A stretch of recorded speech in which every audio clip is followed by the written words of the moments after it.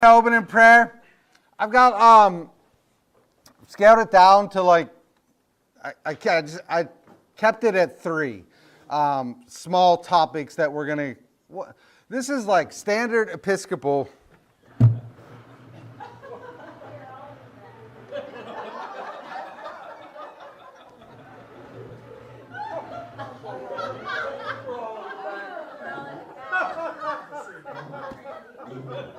I'm going to start doing this in church too. I'm just going to preach right beside you. And every once in a while, just give you a little glance like, am I still on the camera or do I need to go back? You're good. I can say you're good. Okay. We're rolling up here today. I'm going to open in prayer. We're going to go over 3, which I think are pretty cool topics that should spark a fair amount of conversation. So I left some time to have that conversation. So please pray with me. Lord, we come before you and we ask that you would guide this time, that you would be in our conversations, and that you would just pour you into our hearts and our minds. And we ask this in your name. Amen. Amen. All right. So I'm going to... we're just going to start off today looking at the via media, and that's going to take us in a variety of different places. So, is anybody familiar with this idea? It's in the book, in the middle, or yeah, we're going to go with the middle. Yep. So this is initially. The phrase is used by Augustine, who's going to use it in about 5th century, and he's going to use it in reference to Jesus. Jesus is the via media between humanity and God. Jesus is that which is in between, that which connects humanity to God. He's the via media. So that's its initial theological idea, but it's going to kind of take off from there. And it's going to be applied during the Reformation. And it's going to be applied during the Reformation to say where the Anglicans are the via media between 2 groups. Any idea what the 2 groups are? Well, now that's how we apply it today. And that's what I really want you to see, is how we have changed the initial idea of Anglicanism. What was the via media before it was between Protestants and Catholics? Any idea? Lutherans and? Catholic Church. Nope. Opposite. Reformed. Okay? Because those were the 2 Protestant groups that you could go down. You would either become Lutheran or you would become Reformed. And if you were Reformed, you're following the theology and ideas of who? That would be Lutheran. Calvin. What's that? Calvin? John Calvin. So every church that says Reformed, they're generally telling you we follow the teachings of John Calvin. Any church that has Lutheran as their name, they're telling you that they follow the teachings of Martin Luther. Although the Lutheran Church today doesn't follow the teachings of Martin Luther, they follow the teachings of his understudy, Philip Melanchthon. But it still applies that early on in the Reformation, we were referred to, Anglicans, as the via media between the Lutherans and the Reformed. 2 Protestant groups. Does anybody know the full name of the Episcopal Church? Like if you were to go on the National Church site.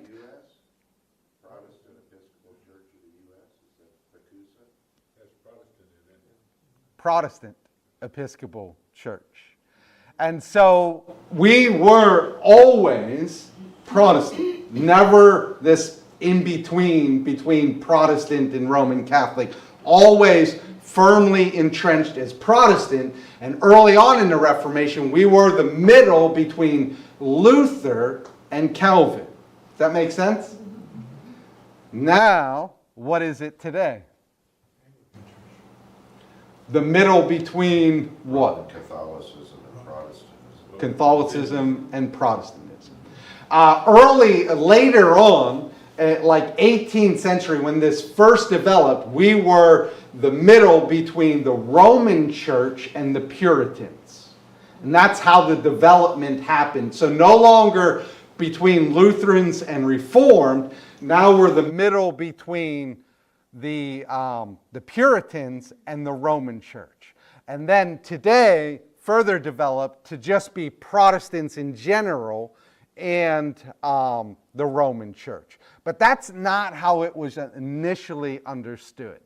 So you can see the change that has taken place. What's significant about that change?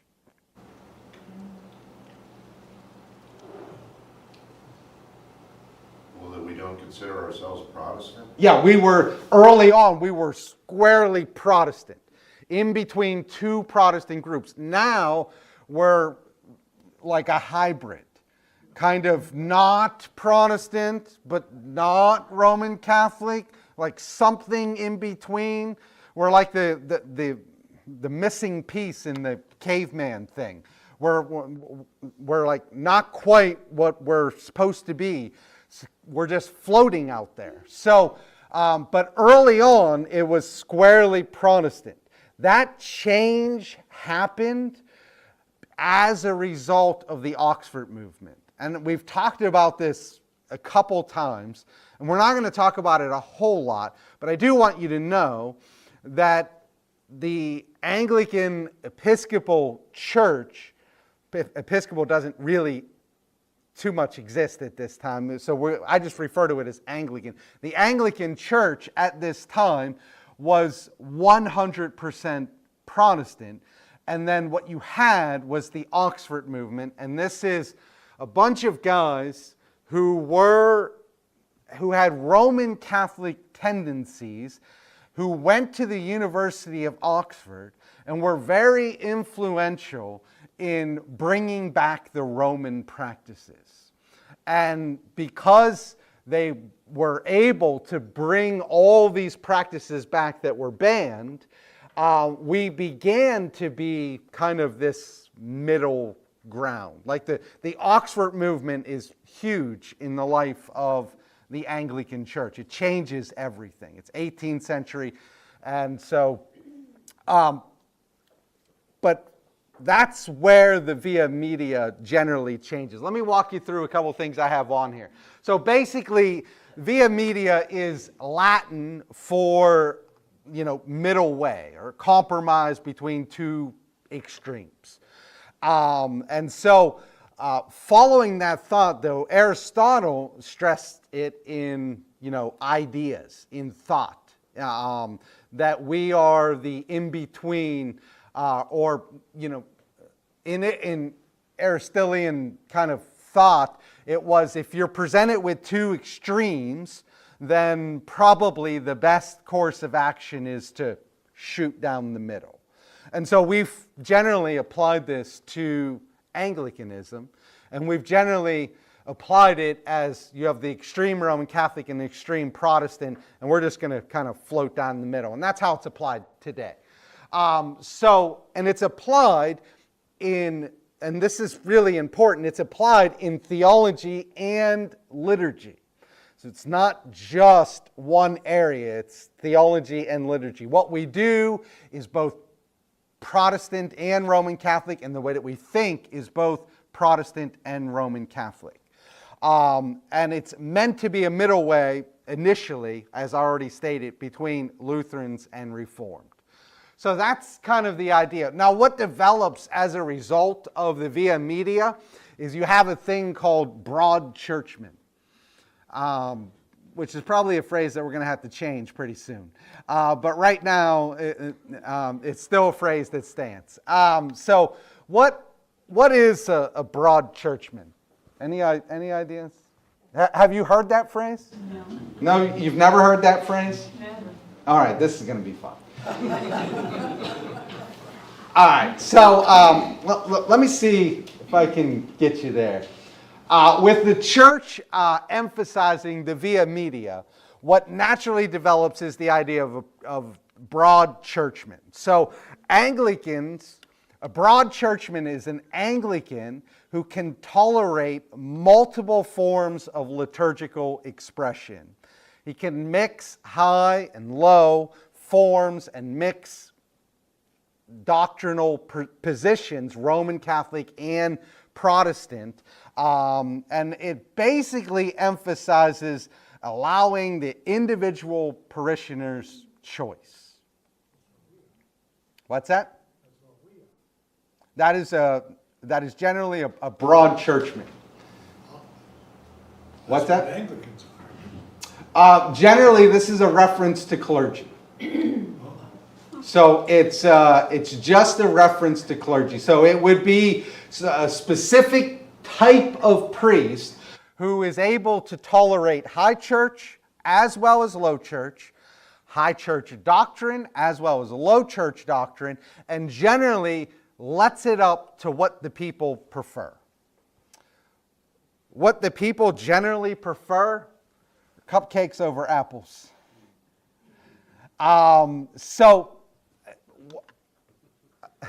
Sorry. Broad churchmen generally, so let's just say you are looking for a priest. And you're going to bring in a bunch of different clergy. And one of the things that I don't think that search committees know a whole lot is that there are generally 5 different priest categories out there. And you can be bringing in priests that fit in all 5 of those categories. But there's also a category that the church is right now. You all fit into a category. St. John's fits into a category. Holy Trinity fits into a category. And the category is generally what your worship style is. So if you bring in all these priests from different categories, let's just say, let me see if I want to get to that slide, and then we're going to back up. All right, this is a really important slide, and we're going to back up and go over it. So here are your 5 categories, okay? I don't know if you can read that, but you start in the middle. You start in the middle, which is broad churchmen. And it's basically, this is where most clergy are. Most clergy in this diocese, in every diocese, fit in that middle category, meaning they can tolerate high, they can tolerate low, they can tolerate different doctrinal positions. But then you have 2 categories, one above it and one below it. And the one above it is high churchmen, and the one below it is low churchmen. And then on the extremes, you have Anglo-Catholic and Reformed or Reformation Anglican. Have you heard these categories before? I heard Reformation and the expression you talking about yourself. Okay, so generally, I'm going to divide it up for you, because what this does is it creates this immensely confusing system for laity, because you have no idea who's standing in front of you. You're interviewing the person, and because they want the job, generally they tell you what you want to hear, and you all do the same thing. You put on the show of the congregation that you think that they want, right? It's all a show, but then at some point the show is going to go away and reality is going to set in. And who do you have standing before you? Well, they're going to fit in one of these categories. They're either going to be a low churchman, a high churchman, an Anglo-Catholic, a Reformation Anglican, or a broad churchman. What were you looking for? And that really depends on kind of, the church that you are. So here's how it breaks down. Broad churchmen can tolerate a variety of things. High churchmen have Roman Catholic practices without Roman Catholic theology. Does that make sense? So they do it because it's beautiful, right? Like, it's liturgically beautiful. It's an amazing expression of liturgy. And so they generally classify as high churchmen. Low churchmen, on the other hand, they're stressing more simplicity and approachability. They don't want to create a service in which Presbyterians feel completely out of place. And they also want a very simplified kind of service. And a lot of this is based on personality type. I like things beautiful and fancy, so I'm a high churchman. Or I like things very simplistic, and I'm very approachable. I am a low churchman. When you get on the extremes, though, what you end up with is Anglo-Catholic is theology equals practice. So you have Anglo-Catholics, Episcopal priests who refer to themselves as Anglo-Catholic, and what that means is I believe Catholic theology, and that informs how I do the liturgy. On the other side, Reformation Anglican is I believe Protestant theology, and that informs things I do and don't do. Does this make sense? So 5 categories of priests, which creates this very, very confusing kind of deal. But as a result of the via media, what you have is most clergy have filtered in to be broad churchmen. And broad churchmen generally will tolerate whatever, and they leave it up to the people. What category is Holy Apostles in? Between love and reformation.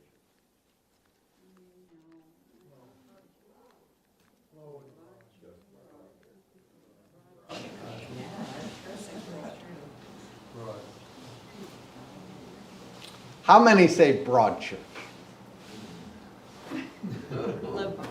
Well, are you talking about what people's expectations are of it, or are we talking No, about what it actually what is. you preach? Because I think you preach. What it actually is. Well, okay, so we're not trying to put you in one of those categories, right? Yes, you are. Okay, Well, I would you're be a big part of that, but not the entirety of it. The conduct of our liturgy, what we do on Sunday in that building, what would you classify that as? Is that what you're asking? Yep. Broad. broad and low. A low broad. Low? High and broad. High and broad. It is very high and very broad. All right. No high. I've got some work to do. I don't agree. Holy Apostles, after 10 and a half years, should squarely be Reformation Anglican. 100%. Todd, that is a problem with most people, I think. They do not understand, and we're having a problem understanding what we as Episcopalians are. You go out and you talk to somebody and they say they're Protestant, or they say they're Protestant, you can understand that. If you tell them you're Episcopalian, They're not sure. they don't know what that Yeah, means. and that's why I wanted to go over stuff like this, because there's a ton of confusion, because if you go to St. John's is their service, and the things that Eric does in their service looks very different from what I do. And the same thing with if you were to take Holy Apostles St. John's and you were to to throw in Holy Trinity, now you've got 3 different, radically different priests that are doing very different things during the service. And so people have no idea how to kind of sort this out. And where it really creates a problem is if you've been in a church, let's say you've been in a church you've been at St. John's for 20 years. Okay, you've been at St. John's for a long time. And Eric does something that makes you mad and you're like, I'm out of here, I'm going to Holy Apostles. And so you come to Holy Apostles. And then you sit in the pew. You're going to be confused. You're going to be confused on why I'm not doing certain things. Certain things that are standard at St. John's. Certain things that are standard almost across the board in the Episcopal Give Church. an example. An example. What would be an example? Wearing a chasuble. Oh, okay. Holding the elements. Raising the elements. Crossing myself. Oh, okay. Bowing. But you asked 2 different questions and you wanted one answer. What were the 2 questions? Well, the 2 questions is, what does the community think they are? And they would be willing, in my experience, most of the people would be willing to have a high church here, or a broad church, or a low church. And we've obviously shown we're willing to do a Reformation church. But because your focus is different than previous priests, that's the other question. What are you preaching, and what are you practicing, and what are you trying to instill? And that's a different thing than... Well, my general question is, we're going to go over there in about a half an hour. In about a half an hour, what are you going to experience? You're going to experience an Anglo-Catholic service? You're going to experience a high church service? Are you going to experience a broad church service, a low church service, or a Reformation Well, that's why I Anglican? said somewhere between low and Reformation. I But don't it- think we're fully Reformation. Because No, I don't think there's any church that's fully Reformation. Can you define Reformation Anglican? Yes, during the Reformation, many things were banned in the church. You weren't allowed to do them. And getting to Jim's point, we're not fully Reformation. You were not allowed to wear a stole. They were gone. And the reason you weren't allowed to wear a stole is because it's considered a sacerdotal garment, which means that I wear it and then I can do things that I can't do if I don't wear it. It's like Superman in his cape. Yeah? So it's even bigger with the chasuble, because the chasuble is generally laid over the railing at the beginning of the service. And then there's this moment actually during the service, it's a liturgical act, where I put on the chasuble. I'm essentially attaching my cape that is going to enable me to go behind the table and turn those stale wafers that we have and that wine into the physical body and blood of Jesus Christ. And that's why I only wear it when I go behind the table. If you were going to wear a chasuble, the best way to do it is to wear a chasuble throughout the entirety of the service. But when you do it to only go behind the table, it further emphasizes the magical cloak mentality that goes with that garment. So I have a friend who sat down at his desk. He had a parishioner in there, and he sits down at his desk and takes his collar off and throws it down. It's been a long day. And she looks at him like, oh my gosh, what did you just do? It's just a piece of plastic. And I've had this one for like 10 years. It's probably gross. All it is a piece of plastic that symbolizes what I am and the function that I'm doing, but it doesn't enable me to do anything. It's the same thing that I said about blessing things. I don't have special power in my hands that goes out whenever somebody comes to me and says, hey, would you bless my car? Now, I think car blessings and blessing homes are a super cool thing, and I would like to do more of it. But what I want you to know is what I think I'm actually doing, as opposed to what you may think I'm actually doing. Because all I'm doing is coming over and praying that your house is a house of God and that God's Spirit dwells in here. But I have no power in these hands to make God dwell in your house. I am requesting that God dwell in your house. And actually, you have far more power to make sure that God dwells in your house by being a Christian household than I ever will. So all I'm doing is praying for that. Same thing with your car. You can say, hey, would you come out and bless my car? I would prefer to say, hey, would you come out and pray over my car? I got a new car. And I would be like, yeah, let's do it. Lord, we pray that this car is set apart for a holy purpose, that ministry would take place as a result of this new vehicle in this individual's life. I can do all of that. Can I bless your car so that you're not going to get into an accident? No, you're a horrible driver. It's going to happen sooner or later. There's no magical powers that come out of being and this is why I don't particularly like blessing things. And I think clergy get so hung up on, this is blessed, or what does that mean? What does it mean that it's blessed? Is this now, say this podium when it was built, a priest came and blessed it. Does that mean that the podium is now holy and whoever is speaking behind? All that we really did was pray that the podium would be used for a holy purpose, right? I mean, we can't actually make material objects holy. And if I could do that, I mean, that would be amazing, and I would never have an accident. My house would never burn down because I could just bless whatever, right? So, I have no idea how I got there. Billy? We go to a service in our church. You primarily are low Protestant, but in the course of the service, there are people in the congregation that are doing all sorts of different things. People that are genuflecting to Mary. I know that you were going to tell on Carol. Todd,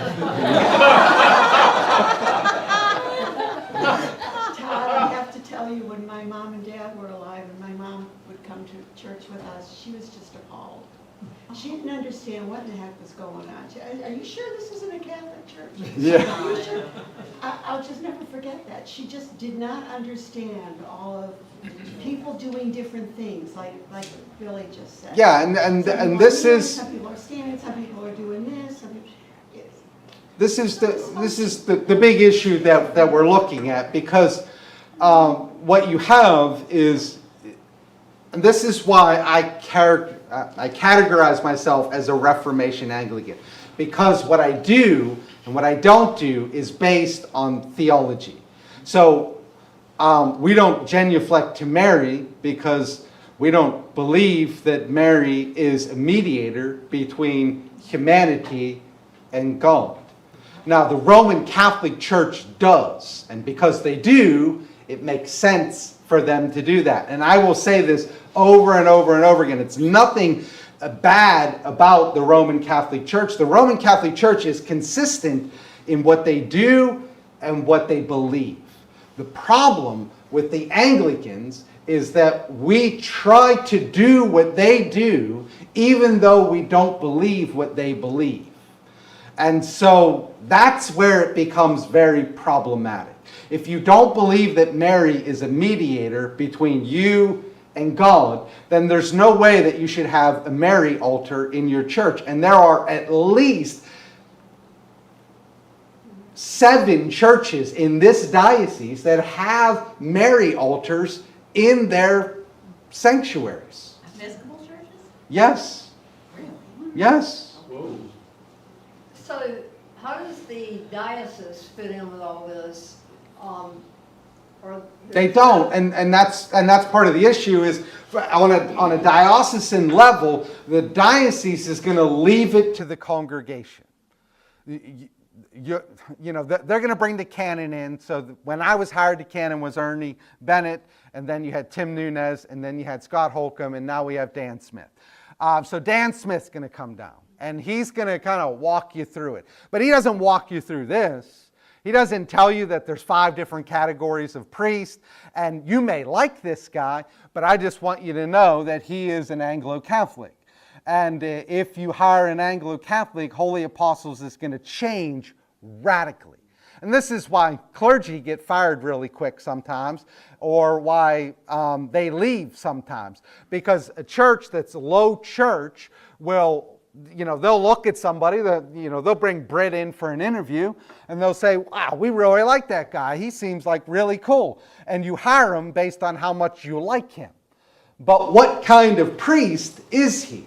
So then so you like him, but now he's your priest. And all of a sudden, he's doing a lot of things that you're not particularly used to seeing. Carol? So how do deacons fit in all this? Because there seems to be a change over the years.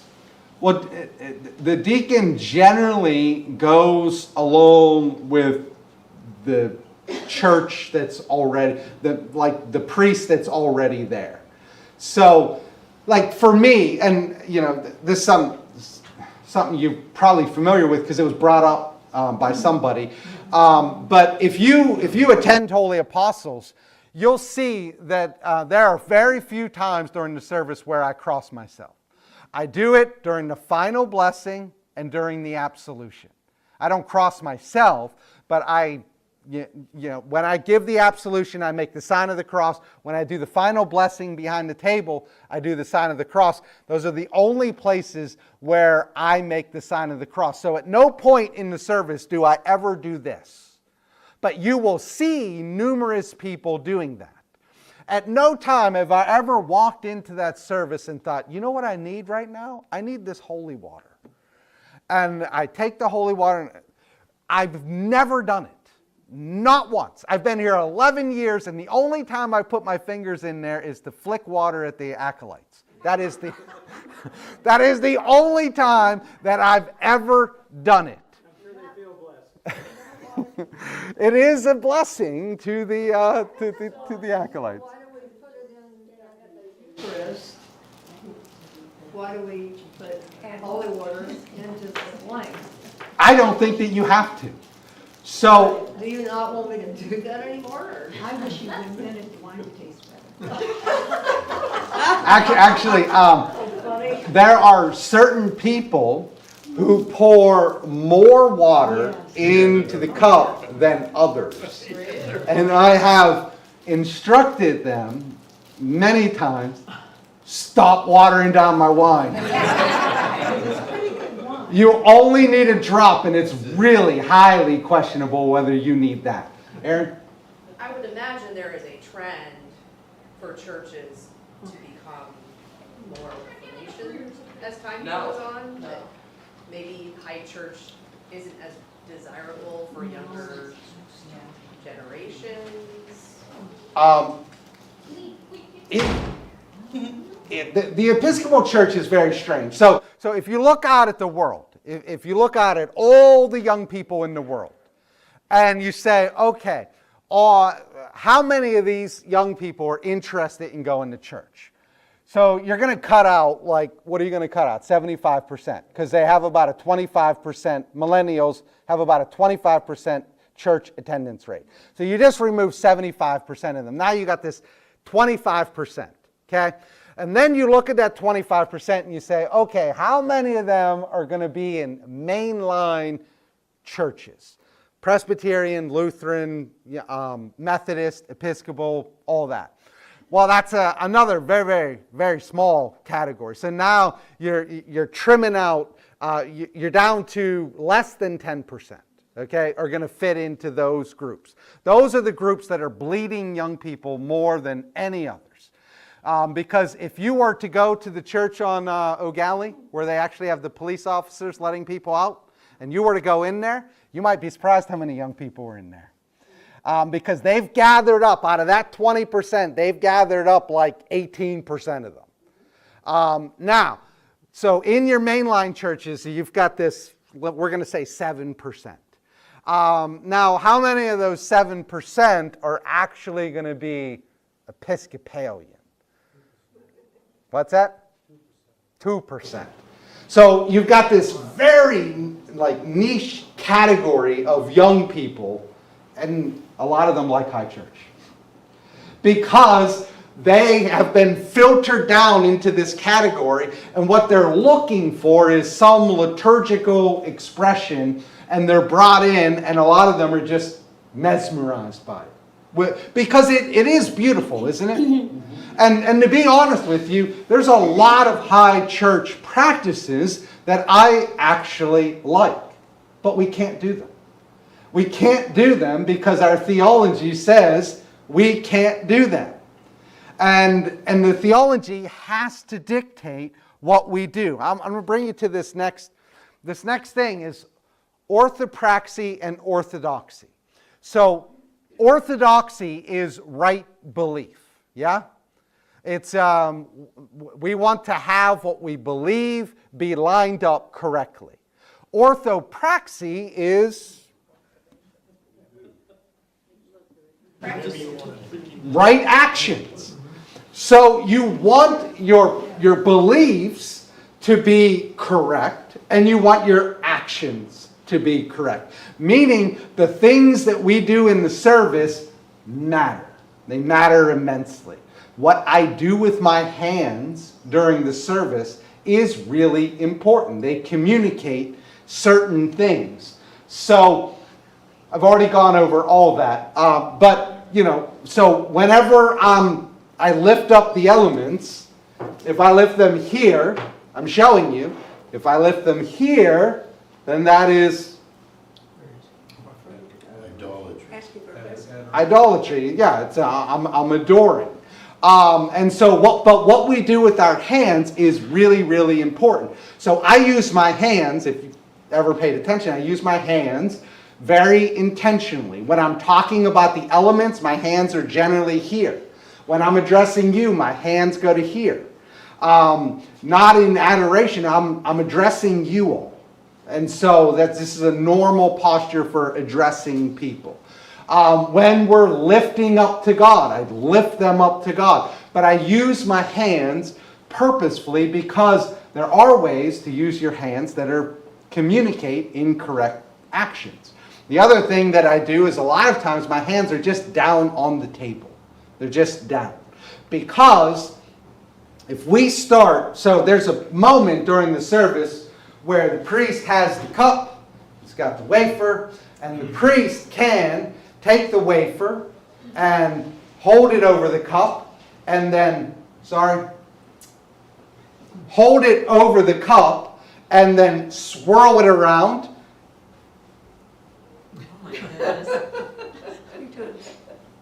Make everybody dizzy. And my liturgical professor said, if you start doing things like that, you'll know that you've gone off track when you start seeing kids, particularly, doing this. Because what they're trying to figure out is what kind of magic voodoo are you doing up there? And that's the truth. These actions that we do, they communicate a lot to the congregation. And to the entire congregation. I mean, you want your actions to be right as well as your theology. The only way your actions can be right as well as your theology is if your actions go along with your theology. If your actions speak something completely different than your theology, then you've gone off the rails. And this is why low church and high church are problematic to me. Because they're not based on theology. They're based on, well, this is what I like. Well, who cares what you like? Who cares what you like? We care about what is right, what we believe theologically. The service is communicating to the congregation. It does not matter what you like or what you don't like. You can come in, for instance, this may surprise you, but I absolutely love incense. I love it. I love the smell of it. I love the fumes going up in the air. I love the whole thing. I think it's super cool. We don't do it. Anymore. We used At to. Christmas Eve. Now, we do it at Christmas Eve. But let me tell you about how we do it, and that will give you some idea of correct ways to do it and wrong ways to do it. First of all, I'll say that we don't do it because people have breathing problems. My mother would not be able to attend Holy Apostles if we used it. She just wouldn't. And a lot of people struggle with it. That's the primary reason why we don't use it. Because you could use it the way that we use it at Holy Apostles on Christmas Eve. How do we use it on Christmas Eve, you might ask? Well, we bring it in as soon as the service is about to start, and we process it down, and then we take it out as soon as the service is over. Now, how was it done at Holy Apostles? I'm glad you asked. Here's how it was done at Holy Apostles. If this were the table, not an altar. Anybody know the difference between table and altar? Up against the wall. An altar you cannot walk around. A table, you can walk around it. And so an altar is generally affixed to the wall. You cannot walk around it. Anybody know what an altar is used for? Sacrifice. What's a table used for? Eating. What are we doing during the service? Well, they changed that somewhere around 1970 or something.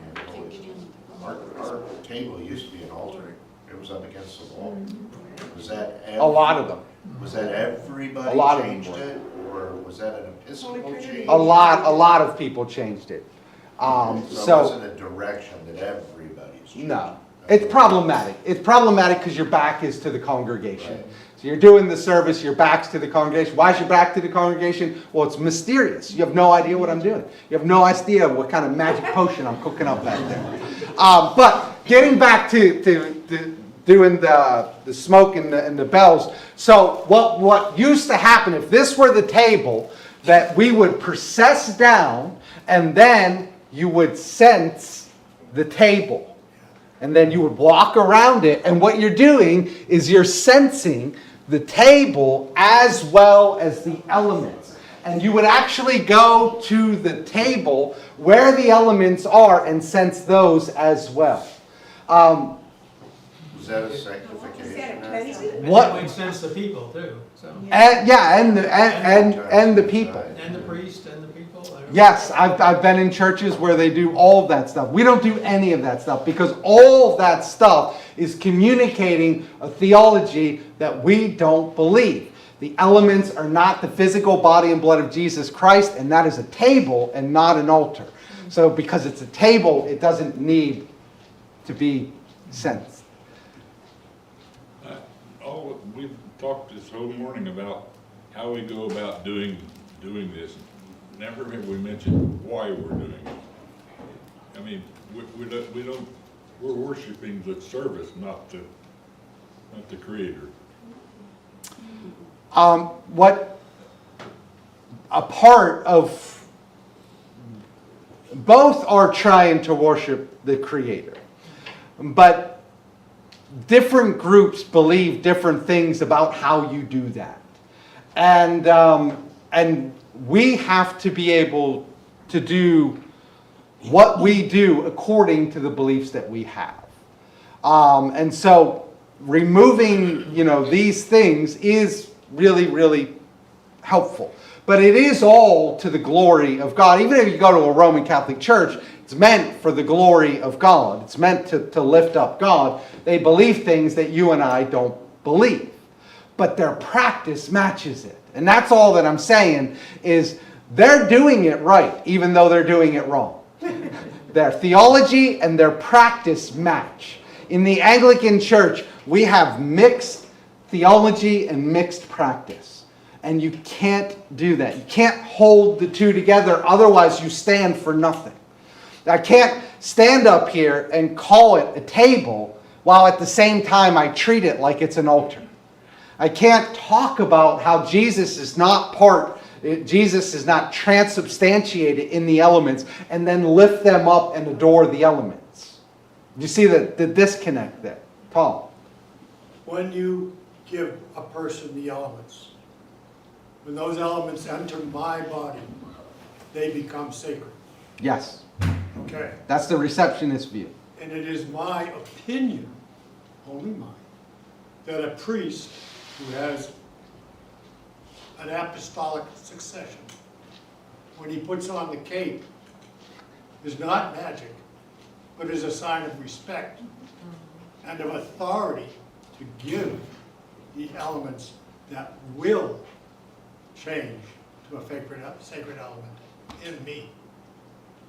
That's why I have seen the stole as not a sign of magic, but as a sign of respect. Yeah, so part of my job is that I administer the sacraments. But another part of my job that people don't realize is to be invisible. That's my job. All that I am doing is facilitating a connection between you and Jesus. And so I want to be as invisible in that facilitating as possible. Because it's really not about me. And so, I'll give you an example of it. I do not refer to you all by name when I give you the Lord's Supper. That was the practice here, Randy, wasn't it, before I got here? Yeah, Norm did that. Norm did that. Lou didn't do that. So before I got here, the practice was, Randy, the body and blood of Jesus Christ. The moment that I do that, what I'm doing, and I'm not saying that Norm had the intention of doing this. Most clergy do it because out of really good reasons. It's very personal and it's relational, and it draws you in to the relationship, and it's powerful. But my purpose in there is to draw you into a different relationship. And the moment that I say your name, I'm inserting our relationship into something that really should be about you and God. And that's it. Now, I am there by necessity as the one administering the Lord's Supper. But as much as is possible, I should be invisible. You should be receiving the Lord's Supper and encountering Jesus. This is why people think that I wait for people to fill up the railing before I give communion. I don't. I don't care if the railing is full or not. What I don't want to do is to have somebody rushed because I'm standing there. So I wait until I think everybody can kneel down and have time to prepare their heart before they receive the Lord's Supper. Have time to do whatever they need to do to put their hands out. What I hate is when you hurry up, kneel down, and do this. Because then I am no longer invisible. I am the one that's like, come on, it's time to go. And it should never be that way. So I had a couple of hands, Tom and then Kay. If you are invisible, why can't he give me the elements? Or Carol? Or Helen? Why do you have to give me them? I have to give them to you because it is my job. It is actually the main part of my job to make sure that the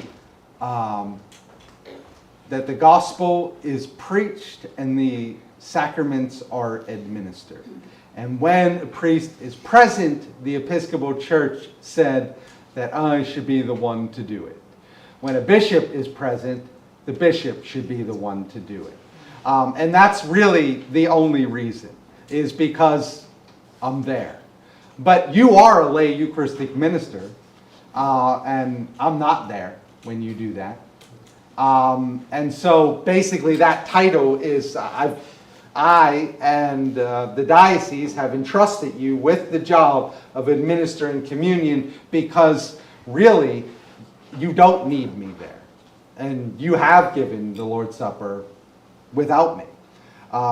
And hopefully It is to facilitate an interaction between God and that individual. And so sometimes what we end up doing is facilitating a deeper relationship between Tom and that individual. And we don't want to do that. The railing's bigger than us. We can, I can invite you over to my house and we can break bread together, and that will do the same thing. That moment at the railing is sacred, and I want to remove myself from it as much as possible, even though I am administering the elements to you. Okay. Actually, I have two questions. I'll try to remember both of them. Along with this rushing, like you said, you hate to have somebody hurry up and do this. I have had trouble. All of the deacons and Lens will see probably, because I'm usually the first one up there, and I get the element, and then the wine comes, and I'm, wait a minute, let me swallow the element first.